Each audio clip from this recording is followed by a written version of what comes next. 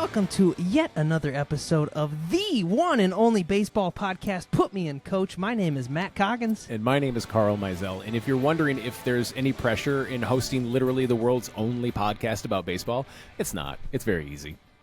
Yeah, I mean, all we do is we sit here, we talk about the one thing that we're going to talk about anyway when we're not recording. We just happen to press that record button for an hour every week. How you been, bud? It's been great. I want to peek behind the curtain. It's usually just these, our cell phones, and a Discord server. It's like, can you believe this shit? I'm great. Thank you for asking. As I down in the corner, you can see I said my name is a very tired Carl. I was in Dallas.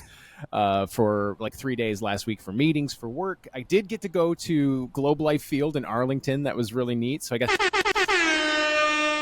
ballpark number 11 is checked off.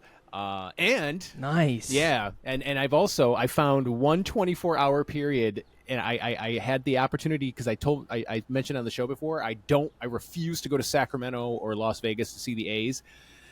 I have tentatively set myself up to go on Wednesday, September 4th, to go see a 6:40 p.m. Oakland A's game, and then the next day, 12:35 p.m. San Francisco Giants game.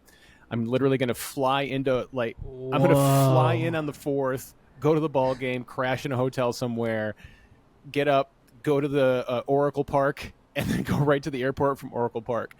Fuck yeah. It's going to be a wild one. But I mentioned to you off pod, I had a totally new experience while I was waiting for my delayed flight in Texas last week, because the tornadoes that hit Texas and Nebraska and Oklahoma last week, I was sitting on the tarmac waiting for these tornadoes to blow by.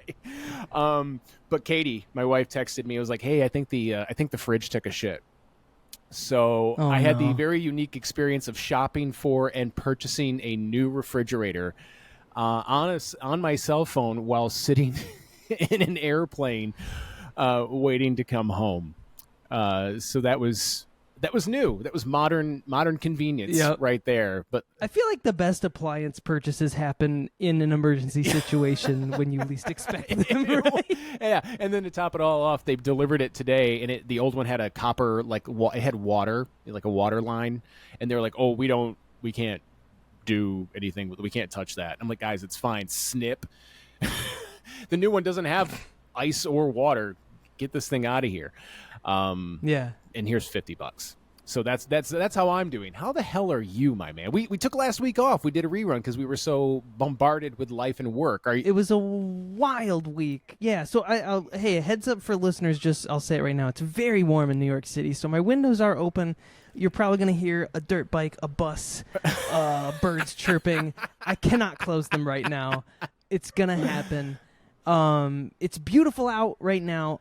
Carl, I did something that I haven't done since I was in middle school this past week. I played softball, baseball. I played a game that involved hitting a ball with a bat and catching it.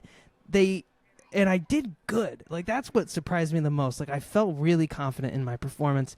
It's for the museum team, so it's not exactly like pro ball, but a lot of guys that were taking it very seriously and having fun and like being competitive about it. And they threw me out at second base for my very first game. I made, I think 4 or 5 putouts, dove for a ball at one point. Wow. It was wild. Oh, now 2 hits and an RBI for myself as well. There you go. Now, you said they were taking it seriously and being competitive. Did you feel, because like I've played baseball as an adult, and I've also played softball, like company softball as an adult.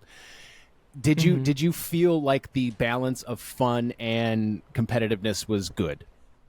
100%. Because I was very anxious. I haven't played a sport since I was a kid, and I was telling my wife too. I was a little panicked before I walked over there too. It's in the park right across the street from the museum, so I was able to walk right there. But I was very anxious because I was like, I haven't played a sport since I was a kid, and when I was a kid, I got bullied a lot. Like, kids made it so that I felt a little unsure about wanting to play sports, and this feeling is kind of stuck around at 30. But I get right there, and they're like, grab your glove, let's go, catch some balls. And I immediately got thrown right into it, and all that kind of washed away with the fervor of being in the game, because then the game started, and then there you go. And these guys were, giving me fist bumps and telling me good play, good effort, good this, that, good hit, good running. it feels good, and it's fun, and that's the ultimate thing. Is like it's just so fucking fun to play baseball or softball or something in that variety. Yeah. And that's why we do it, man. It's there's so many ways that I've learned to appreciate the game more in this last year, with this podcast, with fantasy, with actually playing it, and it helps that the Tigers have done pretty well this year. So all around, nothing to complain about right now. No, not at all. And I'm so glad, because obviously the baseball league every baseball league that I played in as an adult, hyper competitive dudes just trying to relive their glory days. I don't have time for that. I just want to have a good time. Company softball, that was better. I worked for a Flint-based company that had 4 teams, and my team was always historically the worst team, but we always had fun. But I still did manage to get kicked out of a game. Hell yeah! As the player coach, I managed to get kicked out. And I've never seen a smaller, more petulant man. That umpire was just a real piece of work. But as they usually are, right? Oh yeah, it was a good time. But that's not what we're here for. We're here to talk about baseball. But I will tell you off air more about that sometime. Oh boy. Well, yeah, this week, Carl, we are going to delve into the topic of relocation. Yeah. You mentioned the A's a little bit in the journey that they're about to go on, but there was something that happened in the NHL, which we'll get into a little bit, that got me thinking on this subject. So we've got a couple good stories of these historical moves and these teams that moved after way longer histories than you would have guessed. And so we're going to dive into that in a little bit, but first let's talk some baseball news. And this was truly the best news of all, my friend. The MLB and the MLBPA have released a statement basically throwing Nike straight under a triple-decker bus and said, these jerseys fucking suck, and we're going to go back to a version of the old ones. And they basically addressed every single complaint that we as fans have had, clearly the players have had as well. The mismatched pants colors, the small nameplate lettering, and the low-quality fabrics that collect sweat in a substantial way. They basically said that Nike was trying to reinvent something that no one was asking them to reinvent. And Nike looked at it in a way of saying, this is supposed to be performance wear. And baseball players said, we like the uniforms as they are. Don't change them. And so it looks like by next season, they don't have a specific date, but by the beginning of the 2025 season, we should be seeing a version of the original baseball jersey as we've grown to know and love it back on our players' bodies. It may mean that 2024 will go down in history as the one year we had weird jerseys on the players, but yeah, it's not. We'll live with it if we can get them back. Thank God, because Nike is just tripping over their own dick left and right. They can't get out of their own way. I don't know if you saw what happened with the U.S. Track and field. They recently unveiled the new uniforms, I guess, that they're going to wear. And of course, the women's came under fire because it looked like the track and field equivalent of like a fantasy RPG women's armor. Yeah. Usually a barbarian's covered head to toe in armor, and then she's just got on like metal, nipple covers barely. As little as possible. And it looks very prone to wedgie in the front way, yep. If you know what I mean. Yeah, and I cannot remember the woman that said it, but she said something that as enlightened as I consider myself to be, I never even thought of it from this perspective. And she says, this is supposed to be performance wear. If it's such a performance enhancer, why aren't the men wearing it? That's and right. I was like, oh, yeah. Fuck. I want to see Olympians compete in banana hammocks. Well, and I had this realization about these Nike uniforms. They look like the material that they make gym shorts out of. And when I put a baseball jersey on, that is not the material that I expect to be wearing. No. And I imagine for these players who put layers on underneath, like the performance wear is your compression shirts and shorts. it's the shirts that you wear, the the little hoodies and the accoutrements under the jersey, but the jersey itself is a reflection of the team. It's not the same thing as a basketball or I don't know what else you could even compare it to. You wouldn't put a hockey jersey on a baseball player, too warm. You wouldn't put a baseball player or a basketball jersey on them, too cold. The baseball one is just right. So I'm glad they're bringing it back. The names, the nameplates, the mismatched pants, man. Like, what are we doing? Yeah, I was watching. I have this very nice monitor here for my personal use, and I was watching the Tigers game yesterday, and like they had a close up of Scooble, and you could see like loose stitching and just everything. It just looked it looked terrible. It looked like they got him from DH Gate. Except DH Gate sometimes much better. Exactly. That's my whole fucking point. Several guys have said something to the effect of like, this doesn't feel like it's supposed to feel special. There's only 700 and there's only 750 odd players in the major leagues at any one time. This is supposed to mean something, and absolutely and it doesn't anymore. It feels like you just like in a fucking men's league. Well, thank you, Nike. Thank you, Fanatics, for the memories, I guess. Speaking of, the Twins have a lucky sausage in the dugout. They are on a 7-game winning streak as of this recording on Monday, April 29th. They're about to go into a series with the White Sox, who they just swept in 4 games. I assume this winning streak will continue. Yeah. Sorry, White Sox, who also just swept the Rays, so anything's possible, man. But I guess the story goes, one of the players, was it Ryan Jeffers? I believe so. Had a sausage in his locker, not the fridge, not his lunch bag, his locker, a sausage. He said, I don't really want to eat this, so he just put it out on the clubhouse table. No one else wanted to eat it because it's a sausage that's been sitting out all day. So like their bench coach or whoever decides to bring it into the dugout and put it right next to where they grab their bats. And it's been sitting there throughout their whole 4-game homestand against Chicago. And then they brought it with them to L.A. to play the Angels. And it's lucky, I guess. They're on this. They swept 2 teams in a row. They went from a bad losing record to over 500. But it's a sausage. Like Rocco Baldelli was like, I feel like this is a health hazard. But good on him. And one of the players, might have even been Jeffers, he was like, well, obviously we're going to have to swap the sausage out eventually, but we'll shop around. Maybe we'll get regionally specific sausages. I mean, whatever it takes to win, I guess. I do feel like you get rid of that sausage, the original sausage that's rotting in their dugout right now, you get rid of that one. They're probably going to find a new curse, the curse of the sausage. And then they're always going to be looking for that original sausage. Always chasing that high of the original room temperature sausage. Hey, guys. Oh, it's warmer than room temperature by now, I'm sure. Hey, guys, would you like an unrefrigerated sausage of questionable origin? No, we're good. Hey, why don't we use it as a home run celebration? Fuck yeah. That's how it had to have gone. So they tap it for good luck before they go out to bat, and then they I think they toss it at do they do something I think they after? give it to him after the home run, which and they carry it around the dugout like that's my sausage. I would try to strike out every time. Keep that. If I hit a home run, I'd be pissed. I'd be like, oh, God damn it, I got to touch that sausage.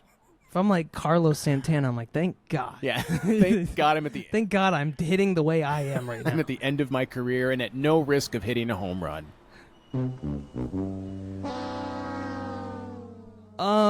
We are probably going to do a potpourri episode sometime soon. So we have a couple more news stories that I think we're going to save for then. Yeah. And we're going to jump right into our main topic of the day. So as I mentioned, Carl, the NHL season ended on a bit of a downer note because one of the team's the team that a lot of NHL fans kind of see as the lovable losers, the Arizona Coyotes, easily the greatest logo in the sport. They announced that they are going to be... You don't like it? No, I hate it. Oh, I love the Coyotes. I love their jerseys. Wait, now are you talking the old? Are you talking the more contemporary ones? Or are you talking the older one that looks sort of like a cave drawing? Yeah, that one. Okay, that one is. I give them points for originality. It's never quite been a favorite, but I mean, I grew up I was practically born with a winged wheel on my chest, so Yes, the original great logo. Exactly. So. You know, it's the logo. You know, I think. Brief aside, how lucky are we in Detroit to have two iconic logos in the Tigers Old English D and the winged wheel of the Red Wings? You could say 3 with the lion. I wouldn't put it up there. I wouldn't put it. You could say 4 with the original '90s Pistons, the fucking awesome Mustang. All right. Anyway, I digress. Yeah. And as another aside, Arizona sports teams need to go back to the purple. The reason you're losing all your sports teams is because you're abandoning the purple, teal, and gold. Okay. The Coyotes used to have that color combo. Then they went with sand and burgundy, and now they're leaving for Salt Lake City. That was the point I was trying to make. They're leaving for Salt Lake City, and they announced this at the very end of the season after Arizona's been playing in a college-ish, like rec league level arena that only houses like 14,000 people. No. Arizona State University's Mullet Arena houses about 4,700. Oh my God, that's even worse than I thought. Yeah, that's so much worse than I thought. Terrible. The union has been pissed for a long time because it's not at all an NHL quality arena, obviously. No, and they can't really fill it. They don't. It's even worse than the situation. Believe it or not, the situation that we're dealing with in Oakland. And so, very abruptly, they said, "Hey, we're moving to Salt Lake City next season. Next season, they will play in Salt Lake City. They are no longer playing in Phoenix." And Coyotes fans are obviously extremely upset. Yeah. For very good reason. And a lot of people in the NHL are upset because how do you just move a team like that so abruptly? And it's a little bit different than what's going on in Oakland because they're at least doing this bizarre transition period where we don't even know where they're going to end up in 5 years. But either way, it got me thinking about the history of teams in our sport, baseball, moving and what that's looked like historically because the Coyotes and their fans, they've grown to have a fan base in Arizona as Oakland has grown to have a very seasoned and beloved fan base in Oakland. What it looked like over the course of baseball history, because baseball as we know it has been around for a long time. And some of these teams have been around for a long, long time. So we're going to dive into that a little bit. So the very first big movement story I have on my list is a 3-city journey that a team now known as the Baltimore Orioles have taken since 1894. And it started as, believe it or not, the Milwaukee Brewers, the very first Milwaukee Brewers. They started as a Western team, or as a charter member of the Western League or something like that in 1894, later became a charter American League team in 1901.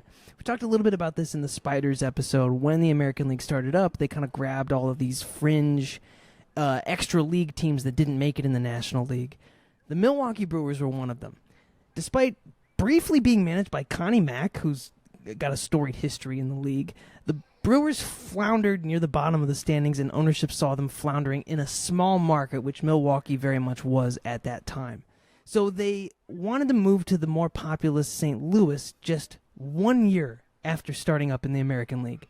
They changed their name to the Browns to reference the former name of the other St. Louis team, the Cardinals, and you definitely remember them as the Perfectos in our Cleveland Spiders episode. The Browns 2, so we're talking about Brewers 1, Browns 2. They played in St. Louis for 51 seasons. Did you know this? That St. Louis had 2 baseball teams for 50 years. I did, but that's because when it came time to choose my old man proficiency, instead of World War II, I opted for baseball. There you go. Instead of the History Channel, it was Ken Burns baseball. I have about the same. I have the 10-disc set over there you on go. and I've watched it repeatedly. So the Browns, they played in Sportsman's Park, which the Cardinals originally called home. And ironically, the Cardinals would move back there in 1920. So one of the few times that in this history of two-team towns, they share a stadium. They even played a World Series against each other in their home stadium in 1944. How does that work? Like, how do you say, like, okay, Browns today, you're the home team, and in 3 games, the Cardinals will be the home team. All right, break. I imagine because that was also the DH. The DH rule was around back then. No, DH didn't come into play Not until the then. 70s. But I imagine it's Yeah. just sort of like if the Giants and the Jets play each other, or the Clippers and the Lakers. Like, you just go to Good point. Go to the other bench or go to the other. But that would be weird. Like, I would be fucking with the. You have your clubhouse. Yeah, right? exactly. But like, it's not yours. I would be fucking with them at any chance I could. I'd be like sticking gum under their seats or whatever, like fucking with their lockers because it's yours. yeah. It's mine. It's, Home it's too. mine. No, it's mine. Browns had technically been there longer. Yeah. The Browns did not win the World Series. The only time they even won the AL pennant, and there was this guy named Bill Veeck, who was an eccentric owner of the Indians from Cleveland. He brought the Browns in 1951. So, as we've talked a lot about guys from Cleveland buying teams from St. Louis and moving them, here's another good example. Yeah. He became convinced that St. Louis could no longer hold 2 teams at once, which is probably a good instinct, especially when they're sharing a stadium. He wanted to buy the Cardinals out. Like, he was just like, okay, you guys got to move because we're not moving. You guys move. And didn't work. So the Anheuser-Busch company ended up buying the Cardinals and says, no, I think you guys got to move because this is the biggest brewery in America, and fuck you. So Veeck decided, okay, we'll move. Hey, how about we go back to Milwaukee? Didn't work. So then he decides Baltimore is their landing spot. And they had been trying to have a team in Baltimore since the original Orioles moved to New York in 1903 and became what is now known as the Yankees. And I'm going to bring this, if you want to edit this out. I'm not. It's VEC.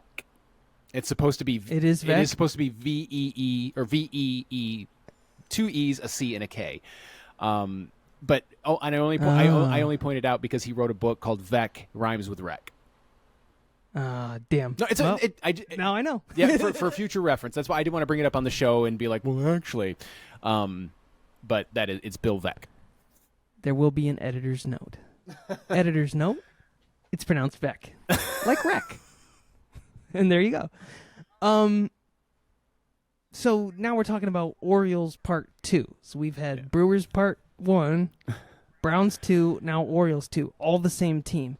And this is the heartbreaking part, and the part that I kind of want to hammer home. There was never any official word in 1953 that would be their last season in St. Louis. Nonetheless, the fans just stopped showing up. They got wind that this team was going to move, and they said, fuck you guys. The average attendance of 3,800 was at the bottom of the league, as was their record 54 and 100. Things were so dire, they started having to ration the baseballs. Near the end of the season, they were truly like, okay, we're not going to have enough to last us the rest. I didn't realize the team supplied them. I thought the league supplied them. Maybe they do now. But, their final game, the umpires were just going around trying to recycle the least damaged balls, cleaning them up, getting rid of all the shit on top of them, and putting them back into play, which is, knowing what we know now about the way baseballs were abused back then, that's fucking scary. Yeah, no shit. Like, this one's been sitting in a creek bed. It's waterlogged, but just on the one side. Yeah, I'm sure it's safe. It's fine. Go ahead. This one is dented in one way, but, it's the one that's going to fly the straightest, I guess. Yeah, I'm sure it'll be fine. Obviously, we know where the Orioles are now, still in Baltimore. So good on them. Haven't moved yet. This is another very fascinating subject. The Boston/Milwaukee/Atlanta Braves. Believe it or not, the Braves are the oldest continuous franchise. I did not know that. They predated both the National and American leagues. They started in 1871 in Boston, and they formed as part of the folded remnants of the Cincinnati Red Stockings. As an original member of the National Association of Baseball Players, they were later a charter member of the National League and dominated in those early years. Then they became the Braves because their owner was a Tammany Hall guy. And I guess Tammany Hall kind of was known for having a big Indian chief as their symbol. Tammany Hall, like a union house in New York that produced a lot of very corrupt politicians, but politicians nonetheless, FDR being among them. The Red Sox were born in 1901 as a charter member of the AL and soon created tension in Beantown, with both teams competing for both attention and fandom. The Braves often had to play their early oversold games at Fenway Park because their original stadium did not have enough room for people. And Fenway, even as we know it today, is big. And even by today's standards, pretty big stadium. So back then, it was fucking huge. They built their own park, the Braves did, but they kept losing this attendance battle with the Sox. The Sox were far more interesting. People were definitely more geared up, especially as Babe Ruth came onto the scene and a lot of those other big star players of the early Red Sox days. They played for over 20 years as a really shitty team in Boston. At one point, they even signed Babe Ruth long past his Yankees career just to try to rekindle something. And Ruth retired mid-season because he was like, fuck this place. I'm going to go be drunk more. Yeah. Well, I don't think he stopped. I'm going to go do it at home. Exactly. I'm going to be more drunk more at home. Yeah. The Braves won the pennant in 1948, but lost the World Series to Cleveland. And it would have been an all-Boston World Series, so we could have had a similar situation to what happened in St. Louis, but Boston lost a tiebreaker to Cleveland for the AL pennant. And this would be the Braves' last hurrah in Boston, because the league, they hadn't had a franchise locate in over 50 years. And despite being scheduled to host an all-star game, the MLB decided, okay, the Braves can move. And they decided to move to Milwaukee. They played in Boston for over 80 years at that point. 80 years. That would be like... what's a team that's been playing for over 80? Like all of them, I guess. The Tigers. The Tigers have been playing since... The Tigers moved. Yeah. Tigers have been playing since, I mean, they were one of the charter members, or early members of the American League, like, like 1901, 1902, like, or maybe even earlier than that. So they've been playing in Detroit for over 130 years. Yeah, and if they just decided to up and move because attendance was a little low, that would be wild today.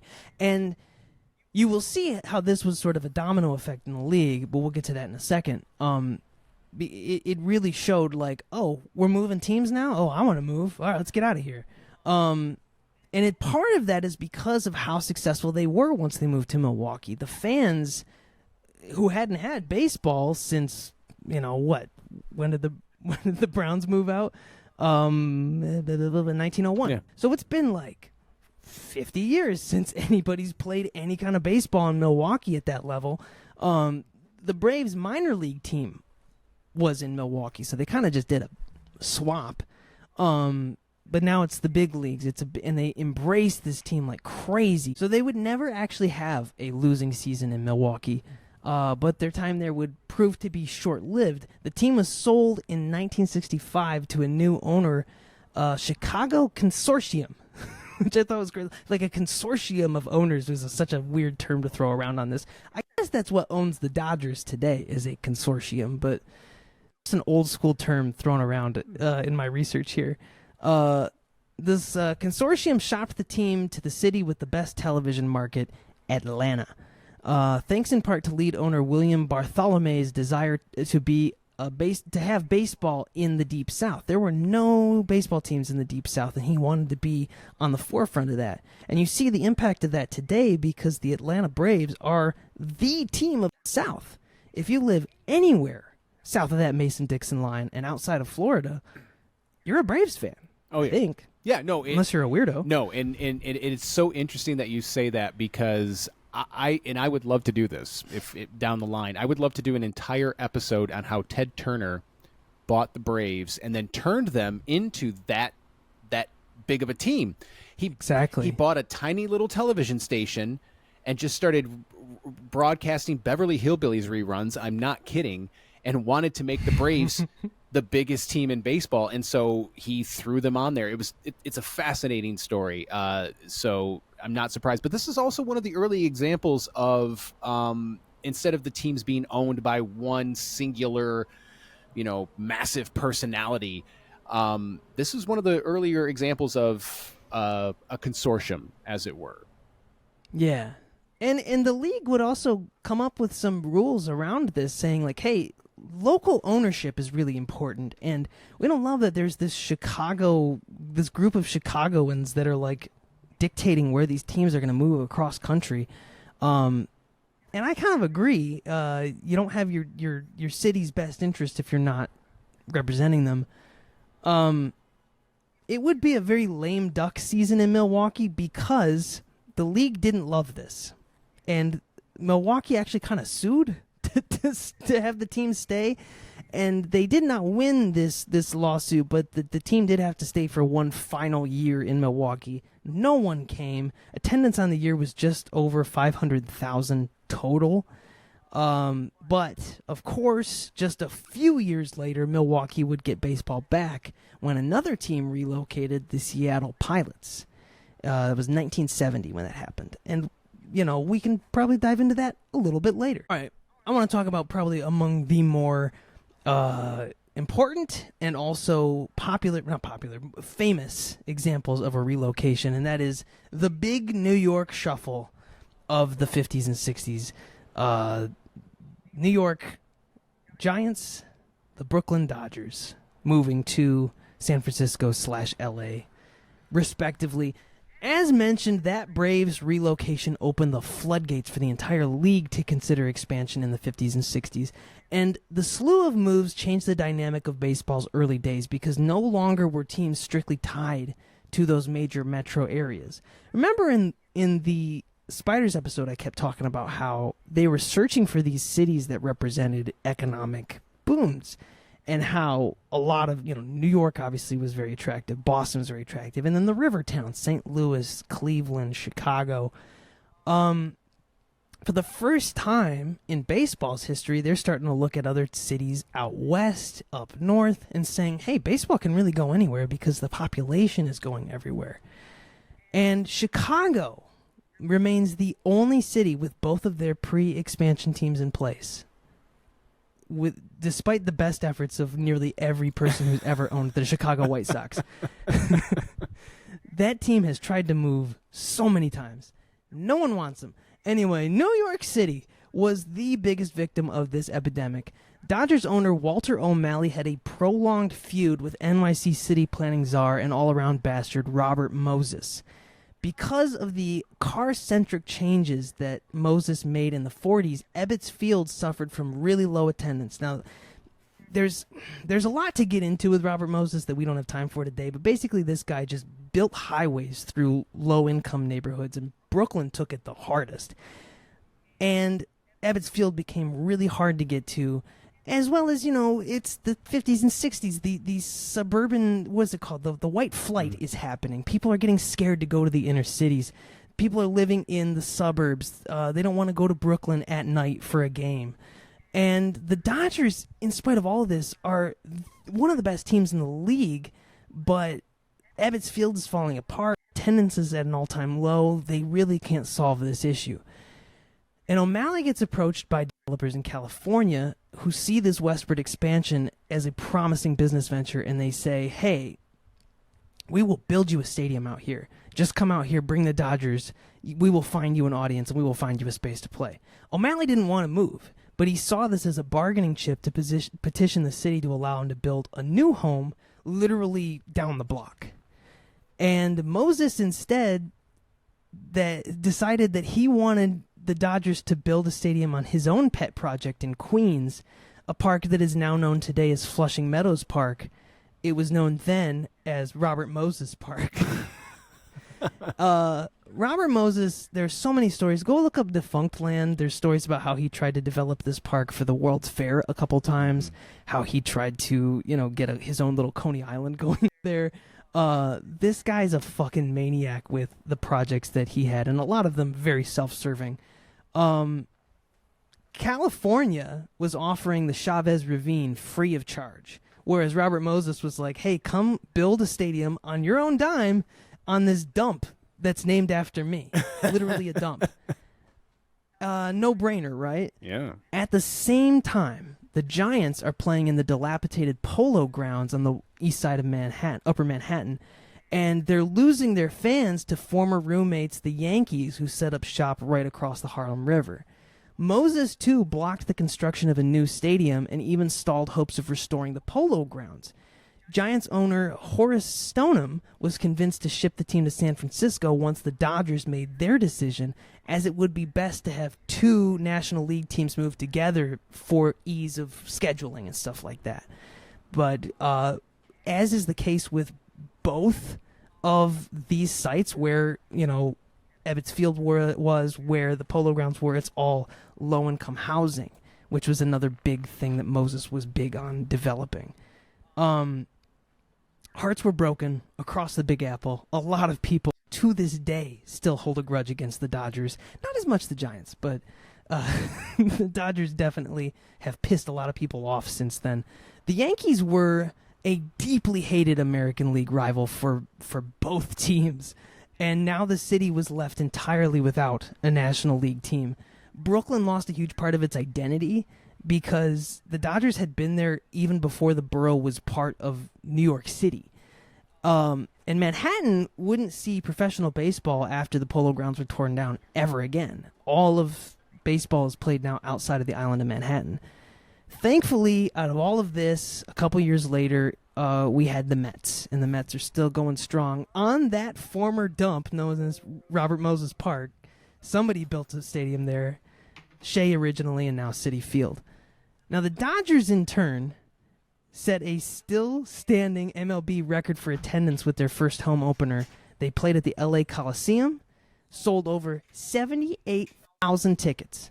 And Robert Moses did many more evil things than scare away a few baseball franchises, but unfortunately, he lived a long life and died at 92 of heart disease. So, the most evil people in our society, they never die young. To your point about Robert Moses, you were talking and you kept calling him a bastard, and I was like, I wonder if they did an episode about him on Behind the Bastards, and sure enough, Yes. They did a 2-part episode, so I can't wait to cue that Dig up into because... that. I don't know how much baseball actually plays into the Behind the Bastards story because my man, he is so fucking evil that the baseball stuff is a footnote in his story. Oh, no. The episode description says it all. It says, Robert and Bridget Todd sit down to talk about Robert Moses, a man who loved racism almost as much as he hated public transit. That's what it is. That's his story. So, yeah, and I absolutely love that show, so I can't wait to You can't to go shout and- out and Robert Evans enough, especially on a podcast. He's the man. No, I would love to be on that show. I would love to have an excuse to be invited on that show one day. But anyway, back to our show. Back to our show and back to some more bastards that moved. Let's talk about the Athletics. We're going to talk about bastards.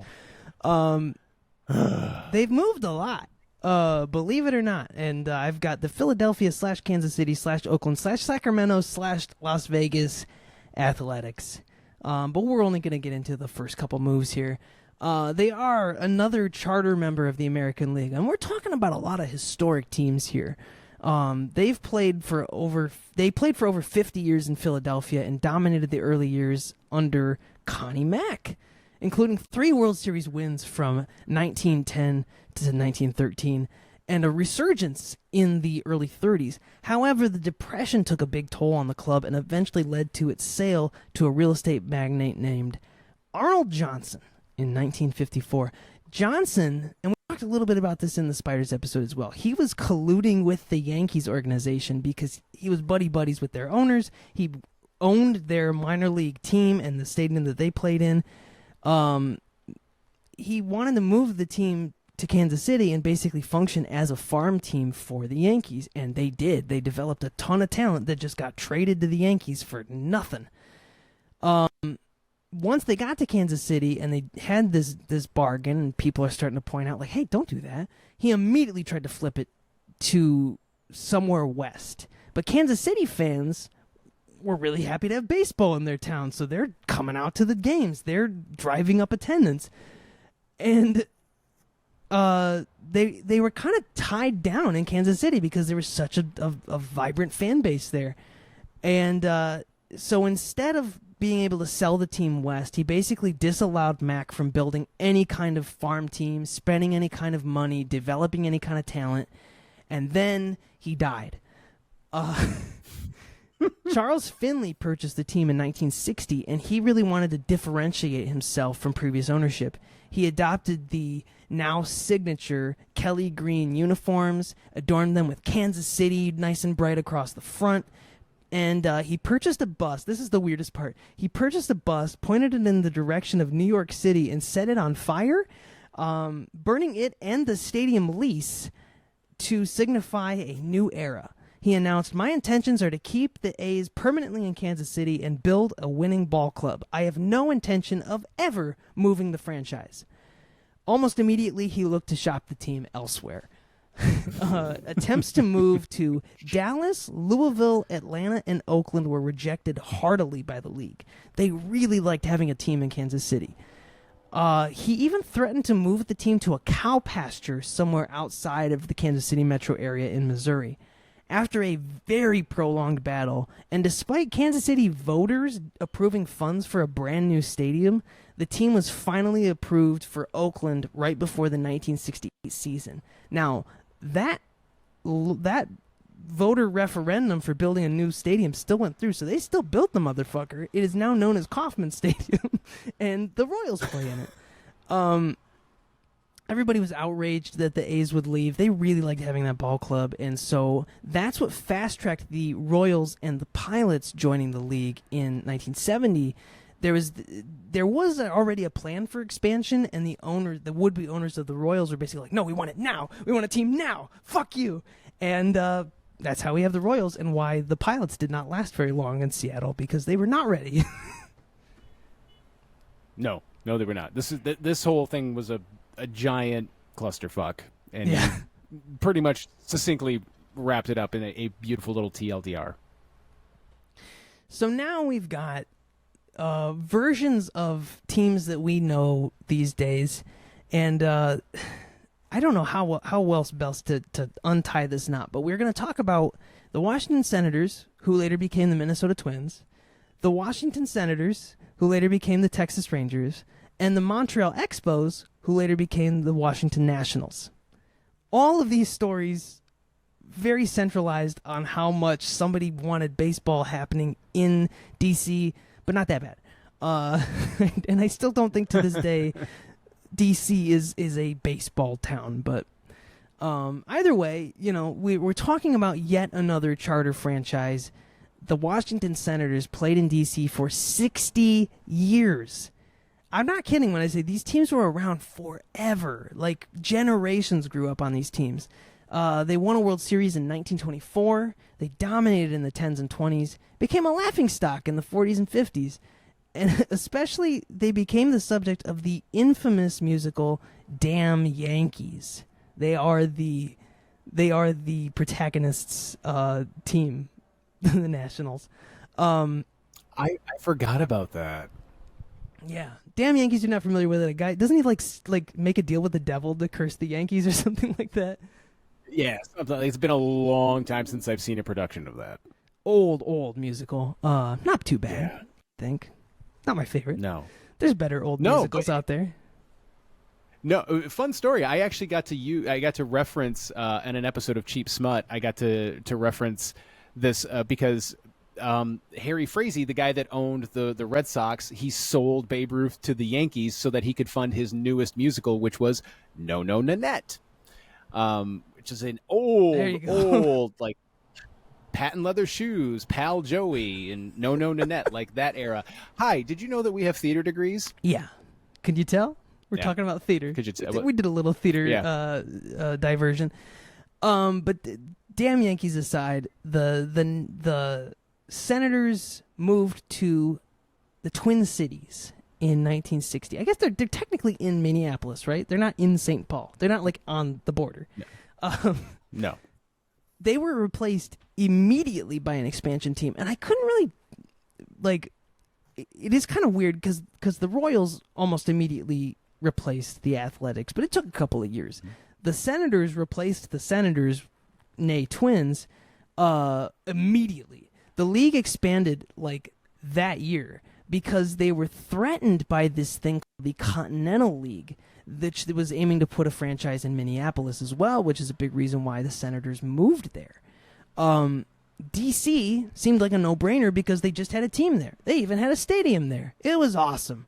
But the team was fucking terrible, and they did not last very long at all. A slew of owners changed hands over the years. One desperately tried to match the price of the Yankees, or he'd move the team to Buffalo. He said, "This team is worth just as much as the New York Yankees, and if you don't want to pay my price, I will move to Buffalo, New York." No one gave a shit. He moved, or the mayor of Arlington made a deal and basically bought the team outright. Stadium was ready to go, and now they are the Texas Rangers. Now, it would be a long time. What's that? I'm sorry. No, I was going to say, because I did a tour of Globe Life Field while I was out there, so I got to learn all about that mayor and all the wonderful things that he did to bring that team to Texas, and I also got to learn the fun conventions of how the distances on the wall, they all like mean something. Really? Like one is like 372, and the 72 represents when the Rangers became a team, and this, that, and the other thing. It was very interesting. That's kind of cool. Like they love that. Yeah, they love that fucking mayor. I think it's Tom Vandergriff, I think is his name. Hell yeah. All right, Tom. Or whatever your name is. And Arlington, I mean, like they've been. The thing was with a lot of these teams, once they landed, save for the A's, they've called those places home now for almost just as long. Like the Twins moving there in the 50s, it is now 2024. They've been there longer than they were the Senators. The Rangers coming up close on, much longer. They were not the Senators for long at all. Now there was a long time before Washington would see baseball again, and it came kind of unfortunately with the moving of another team / whatever the hell happened with the Expos, a moving / a folding. There was kind of a deal to try to get them to play games down south. Yep. San Juan. They played in San Juan for a little while. This is a major. I know I've already used the term once, but clusterfuck. Baseball in Montreal was never very popular to begin with. And I'm speaking on this extemporaneously, A, as a person who lived through that and was a teenager, and then like a guy in my early 20s when that happened, and B, as a big Montreal Expos fan. I just love the uniforms. That is something I would love to talk about on the show one time, is like either A, how did you pick your B team, or if your primary rooting interest is not your most proximal team, like how did you land on that team? And the answer for me, more often than not, for me personally, I feel like you might feel the same way. Do they have cool uniforms? Yep, that's it. Yep. It was me. For me, it was the Tigers, obviously, and then the Cubs, because they were on every summer or every day during the summer, because this was before they put the lights in at Wrigley. And then I just thought the Expos just had those cool uniforms. And so what had happened was Jeffrey Loria owned them at the time. And he kept trying to get public money, to build a new stadium. And the premier of the province was like, "Fuck off," or however you say that in French. I should ask my wife; she's learning French. I know tabarnak is sort of like a general like swear. Yeah.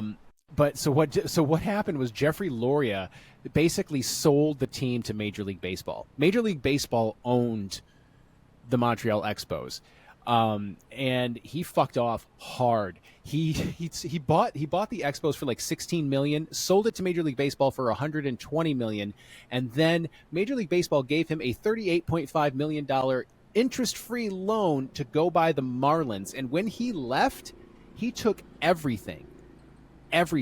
He took the computers. He took What the fuck? everything. He took the staff. And Omar Minaya got hired as the general manager 72 hours before his first spring training. They brought Frank Robinson out of the MLB front office to manage the team. It was just a nightmare. And so they were a team without a home. Interest was waning in the organization, and Major League Baseball was like, we're either gonna get rid of this team and the Minnesota Twins. There's we talked about contraction Yep. on a couple way back. It was going to be the Twins and the Expos. We're going to just get flat out contracted. There was some legal stuff that happened. It got baked into the newest CBA at the time, the collective bargaining agreement, that contraction couldn't happen until at earliest 2006. And then, they ended up shopping them around, and I can't remember who purchased them. But they got sold and moved to Washington, where they became the Washington Nationals in 2004. Yep, 2004. 2005. Yeah, 2004 was their premiere or debut season. And it was 15 years before they finally managed to win a World Series. And like I said, we're speaking kind of extemporaneously on this one. This one was just, quite honestly, it was the most recent one, and like I said, we're just too busy, guys. We didn't really get to this one. The script is bullshit set you guys. half written for a week, and we never touched the Expos, but we did cover them a little bit in the contraction episode, and exactly. and so that is where they're listen at to that now. one. Yeah, it's not. It's an unfortunate move, but it's not one that like cut to the soul of a city like a lot of these other ones. I still see people trying to say that baseball should come back to Montreal, and I don't. Toronto kind of is Canada's team, and even they're not like, destroying attendance records every week. A big part of that is where Toronto is on the map, obviously. But you put one in British Columbia too, so they just play Seattle all the time. Well, that's right. Yeah, if you're going to add another Canadian team, I would add a Canadian team to the west, like Vancouver or Calgary or something out that way. That makes more sense. Have one on one side, one on the other. It doesn't matter because you're not going to be able to watch their games on TV because did you know that the Toronto Blue Jays are blacked out in the entirety of Canada? I did. That's fucking ridiculous. Yeah. You live in Buffalo, New York, you can watch them. You live in Sarnia, you can't. Saskatchewan, if you even have a TV. You live in yeah, if you live in Moose Jaw, Saskatchewan, you probably don't. Flin Flon, Manitoba, Medicine Hat, Alberta. These are just fun Canadian towns that I'm not making up. Yeah, fuck you, Canada. You don't deserve another baseball team. No, we're from Michigan. We have a really weird combative relationship with Canada. Yeah, we're building another bridge, though. We will build another. Yeah, maybe it's not that combative. And it's called, you know what they're calling it? The Gordie Howe International Bridge. Yeah, I like that. I was like, why? Why do we need another bridge? And then I saw it, and I was like, all right, you won me over, Gordie Howe International Bridge. Yeah, it's all right. It's pretty cool. So you cannot move the Tigers out of Detroit. I feel like. So where do you think we're at now? Like, other than the A's, is there any real threat that any of these teams, other than the A's are moving? There was a little bit of a talk that the Rays might move out of St. Pete and into Tampa proper, but that's not happening. They're staying basically in the same location. They're just moving to a new stadium. Other than that, do you see the a forecasted shift in where some of these teams in the league might be in the future? I mean, I'd be an idiot or a Sith to say nothing is going to change and everything is going to stay the we're same not just because theater majors, we're dorks too. Yeah. I'm not even going to explain the joke. If you get it, you get it. I don't. Here's the thing. I think what's going to happen is I think you're going to hear about these things happening less, because I think what's going on in Oakland and what happened in Kansas City recently is going to open a lot of people's eyes to how nefarious these relocation packages are, or this public money. Like, for example, the Chicago Bears are trying to get more money to build a new stadium. Technically, Soldier Field is the oldest Mm-hmm. stadium in the NFL, but it was like basically rebuilt in '02. They basically looked like they landed a spaceship on it. Yeah. And it's supposed to be like $5 billion, but only $900 million, but only $900 million of public money. But it also includes the debt that is still not paid off from '02. Plus, and I'm again just throwing numbers out from the article that I read, but the thing that struck me as most shocking was that the only $900 million of public money could potentially balloon to as much as $4.8 billion. Even their billionaire governor, J.B. Pritzker, was like, "Nah, man, fuck this guy." You guys, Kind of love our secretly leftist billionaire governor over there in Illinois, but yeah, he's the only benefit of being the most cool billionaire governor is that you'll be the last one in line for the guillotine. But yeah, sorry, Wesley Snipes crying meme. I'll be a little sad when I have to put you down in the class war. But I think people are starting to realize that public money for stadiums is a crock of shit, and I think you're going to start to see this kind of die down a little bit and not happen as much because of that. I don't think Kansas City's going I don't think the Chiefs or the Royals are going anywhere. Fisher is literally just chasing money. He's going to what will be the smallest media market in Major League Baseball. So his those revenue sharing checks, bud, got to get those revenue sharing checks. He's not. Yeah. I'm not gonna. I don't want to relitigate all that. I don't think this is going to keep happening. What do you think? What are your tea leaves telling you? I think if there was ever a team that's going to do it, it would be the Chicago White Sox. But even then, they have tried to move so many fucking times. And I don't think it would happen. I just think they would threaten the hardest. And I think a lot of people would tell them to buzz off. Because it is sort of like, where else are you going to go? Like, you've already survived this long in Chicago in a market where there's a whole other team. And neither of you are more popular than the other, I feel like. The Cubs don't really take a whole lot of attention away from the Sox. They represent... The thing about, Mets versus Yankees fans, if you're a tourist in New York, you're like, which one? Where do I go? Which one? I guess the Yankees sell the most hats. Let's go there. But Chicago isn't like... I guess you go to Wrigley for the history, but their fans are pretty evenly split into town.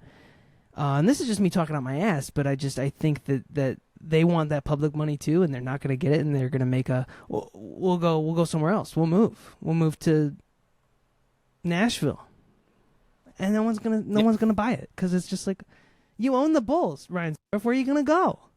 You live here. So it's so. Go ahead. I didn't mean to step on you. No, you're good. That was my thought. It was just I think that's the only team other than the A's right now that I could see actually moving, or at least like threatening to move, but I don't think it would really happen. And I think a lot of these teams are just so entrenched in where they're at right now with their fans that they'd be fucking stupid to move in the first place. I think Oakland is fucking stupid for moving right now. Yeah. No, here, I want to put this in perspective. I just Googled the top television markets in the United States. Las Vegas would be the smallest in Major League Baseball. It currently ranks number 40.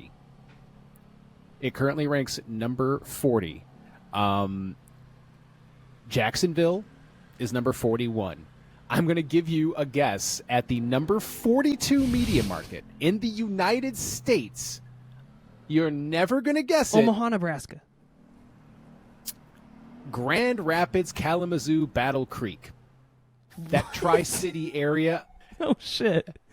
That's what we're talking about. When we talk about how fucking ridiculous it is that Oakland has chosen to move to Las Vegas, Cincinnati is number 37, Milwaukee is 38, West Palm Beach, Fort Pierce, number 39, Las Vegas, number 40, Jacksonville, 41, Grand Rapids, Kalamazoo, Battle Creek, 42, right above Norfolk, Portsmouth, Newport News, Virginia. I can see it now. The Kalamazoo White Sox. Right. That's my point. Like, there is nowhere else to go. Nashville would be an improvement. Nashville is the number 26 media market in the United States. So Nashville, I thought that Nashville was probably going to be closer to Las Vegas, I stand corrected. And I think they're still a top contender for expansion whenever that comes around. Oh yeah, absolutely. I that's why it's like where there's nowhere left that could take that could support a team economically. That's better than where you're already at. Exactly. Even in Chicago, where there are two teams and also the number 3 media market in the country or television market, you're not going to do better. There's nowhere else to go, guys. We have saturated the market. But hey, man, there's a lot of hockey fans in Salt Lake City, Utah. I guess. My boss was pretty good excited on them. about it. He was picking my brain last week. Yeah, he's from Utah, so he was actually. All those Mormons are about to have their minds fucking blown by the amazing sport of hockey. But hey, that's going to do it with our conversation about relocation. If you have any pitches on where teams could move or shouldn't move, give us a shout out in the comments or on Spotify. You can answer our Q&A. And feel free to review, like, subscribe, share us with your friends. I went viral weirdly this week with a joke I told about the Tigers bullpen. And, I really appreciate the response from all that, especially Andrew Chafin himself sharing my joke about the Tigers bullpen, looking like every guy in any given Midwestern bar. I felt really proud of just a joke I threw off the cuff going that big. So, thank you. Oh, no. How many times? I'm sorry. Go ahead. I was going to say, thanks to everybody new that might have come to the show from that and all the support that's out there for us. Yeah, I didn't mean to step on you. I just got so excited because I was like, how many times have you been at the Torch and seen at least 3 of those guys? Like you see a Foley, and then you see a Faedo walk in, and then maybe Lang. Yeah, I could see like Chafin, a Shelby Miller maybe working behind the bar because he's a little better looking, but Yep. He's a little more, fit and in cares about his appearance. Not that those guys don't care about their appearance. He makes the tips. Yeah, he does. But all right, folks, thank you so much for listening to us this week. We're going to be back next week with another episode talking all about baseball. And until then, enjoy the games. Enjoy the soon to not be in third place Tigers. They're gonna get there. They're gonna find those bats. Cleveland can't do this forever, right? Right. All right, thanks, guys. Put Me in Coach is an Arctic Sounds original podcast hosted by Matt Coggins and Carl Mizell. Theme music is by Quack Quack Seatback. Edited and produced by Matt Coggins. Check out the footnotes of this episode to see links to all the great highlights, articles, and sources we mentioned on the podcast today, as well as the full theme song and ways to get in touch with us. For more, find us on Twitter and Instagram @PutMeInPod or at our website, putmeincoachpod.com.